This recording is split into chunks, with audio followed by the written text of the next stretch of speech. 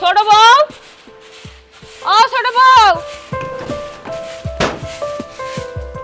এই কি হয়েছে? চিল্লাচ্ছেন কেন? অশিক্ষিত মহিলা একটা, সারাক্ষণ চিল্লাইতেই থাকে। কি ব্যাপার, তুমি সবসময় এরকম অভদ্র মতো আচরণ করো কেন? আমি তোমারে কি খারাপ কোনো কিছুর জন্য ডাকছি? তুমি আইসা তো ভদ্রতার সহিত আমার জিগাইতে পারতা ভাবি ডাকছেন কেন? কি আপনি আমাকে ভদ্রতা শিখাবেন? আপনি নিজেই তো একটা অভদ্র মহিলা, সারাক্ষণ না চিল্লায় বাড়িটাকে মাথায় রাখেন। আমি তোমার এমনি এমনি ডাকি নাই, আসলে হাতে মেলা কাম, ওদিকে বেলাও বাইরে যাইতেছে। তুমি একটা কাম করো, যে পাইলে কটা ভাত বাও, আমি কাপড় চোপড়গুলো ধুইয়া হালাই, তাহলে তাড়াতাড়ি হয়ে যাইব। হোয়াট? আমি রান্না করব? Are you crazy? তুমি জানো না আমি কখনো কোনোদিন আমার বাবার বাড়িতে কিচেন পর্যন্ত যাইনি, আর আমি রান্না করব? আপনি কোথায় ছিলেন এতক্ষণ? আপনি জানেন এই মহিলা আমাকে অর্ডার দিচ্ছে, আমাকে বলতেছে রান্না করার জন্য। আমি কি এই বাড়ির কাজের লোক? বৌমা মাথা ঠান্ডা করো। বৌমা কি হয়েছে? এত রাগারাগি করতেছো কেন তোমরা দুজন? আম্মা, আমি শুধু ছোটরে কইছিলাম অনেক বেলা হয়ে যাইতেছে, আব্বাই তারপর আপনার পোলায় তো খাইবো, তাই কইছিলাম এক পাইলা ভাত বইতে, আর কোনো কিছু কই নাই। শুনেন, আপনি যদি আর কখনো আমাকে এরকম হুকুমদারি করেন তাহলে কিন্তু আমি আপনার অবস্থা খুব খারাপ করে দিব, বলে দিচ্ছি। বাড়িটার মধ্যে সকালবেলা তো চিল্লা পাল্লা কিসের? আর ছোট বউ, তোমার গলার আওয়াজ তো 1 কিলোমিটার দূর থেকেও শোনা যায়। এইভাবে চিল্লা পাল্লা করো কিসের জন্য? হ্যাঁ, তুমি হইতেছো এই বাড়ির বউ, একটু আস্তে ধীরে কথা কওয়া যায় না? তেমন কোনো কিছু না, আমি ছোট বউরে কইছিলাম একটু ভাত চড়াইতে, হেডে নিয়ে হ্যাঁ কথা শোনাইতেছে। ওহো, এই কথা। বৌমা তুমি টেনশন করো না, এ তো তোমারও সংসার। বড় বউ তো সারাদিন কাজ করে, নাহলে একটু হুকুম দিছে তোমার একটু রান্না করার কথা। কি হয়েছে? তুমি যখন রান্না করতে পারো না, আমি তোমার সাহায্য করবো। চলো যাই। আজব তো, কিছু না বলতে বলতে আমার মাথায় চড়ে বসেছে। আপনারা বলবেন আর আমি রান্না করতে যাব? এই, তুমি এইভাবে কথা কইতেছো কেন? এইখানে আমরা যারা আছি সম্পর্কে সবাই তোমার বড়, তুমি শ্রদ্ধা ভক্তি দিয়ে কথা কইবা, কিন্তু তোমার কথাবার্তার সাইজ এমন, তুমি তো অসম্মান করে কথা কইতেছো। এমনি করে যদি চলতে থাকে তাহলে তো সংসারের মধ্যে শান্তি থাকবো না, সবসময় অশান্তি লাগিয়ে থাকবো। আর ঘরের কাজকর্ম এটা তো তোমারও একটা দায়িত্ব, তোমার করলে সমস্যা কি? হ্যাঁ, এই যে আপনি একদম চুপ থাকবেন। আমার হাজবেন্ডারটা খেয়ে পড়ে আবার আমার উপরে হুকুমদারি চলছে।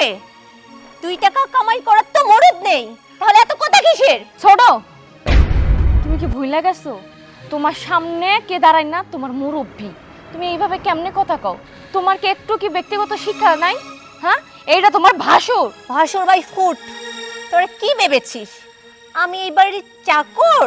হাহ, তোরা বলবি আর আমি সব কথা শুনে চলবো। শুনে রাখ আমার কথা, আমি না এই বাড়ির কোনো কাজকর্ম করব না, বলে দিচ্ছি। সব কটা না নাটকবাজ, মনে হচ্ছে কি আমি চিড়িয়াখানার জন্তু। রাস্কেল। বৌমা সামান্য ব্যাপারে মাথা গরম করো না, তুমি এদিকে কাজ করো, আমি রান্না বসে দিছি। আর বাজান তুই গঞ্জে যা। কি গো, এমনি কইরা সংসারটা যদি চলে তাহলে তো সংসারের মধ্যে সুখ শান্তি কোনো কিছু হইব না। এতদিন যাবো তো সব কিছু ঠিকঠাক ছিল, কিন্তু এই ছোট বউ হওয়ার পর থেকে দেখি তো সব কিছু উল্টাপাল্টা হয়ে যেতেছে। চিন্তা করো না তো এত, যাও তুমি গঞ্জে যাও, আমি দুটো সামলাইতেছি।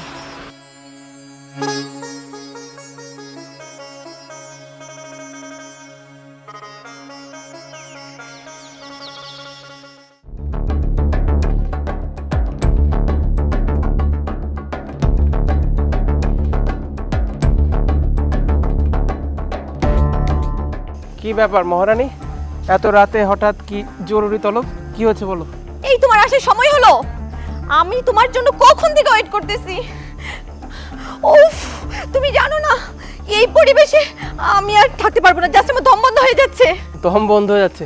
তোমার পা থেকে মাথা পর্যন্ত দম কিভাবে ফিরিয়ে দিতে হয় সেটা তো আমি জানি, তুমি শুধু বলো তোমার কি লাগবে। দেখো সাজিদ, তুমি কিন্তু আমার সাথে মজা করছো, আমি কিন্তু এখন একদমই মজার মুডে নাই।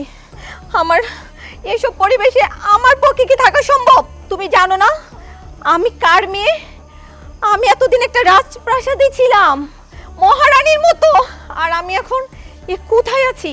তুমি একবার ভাবো আমার শহরের লাইফস্টাইল কি ছিল, আমি কাদের সাথে মিশতাম, কোথায় আড্ডা দিতাম, কোথায় কোথায় ঘুরতাম, কতবার আমি দেশের বাইরে ট্যুর দিয়েছি, আর এখন কোথায় আছি, কাজের মেয়ের মতন আমাকে রেখে দিছে। ও সাজিদ, তুমি একটু ভাবো তো আমাকে কিভাবে একটু রিফ্রেশ করা যায়। আমি জাস্ট এখানে আর কিছুক্ষণ থাকলে না আমি মরে যাব, আমার অক্সিজেন নেওয়া দরকার। তুমি একটা কাজ করো, আমাকে না লং ড্রাইভে নিয়ে যাও প্লিজ। কি ভাবছো তুমি? না, আমি এটাই ভাবছিলাম তোমাকে দেখে। আরে বাবা, এত মন খারাপ কেন করছো? তুমি যখন বলেছো কোনো সমস্যা নেই, লং ড্রাইভে তো যাবে, চলো। আমিও তো চাই তোমার সঙ্গে শুধু লং ড্রাইভ, মানে আমিও চাই, চলো।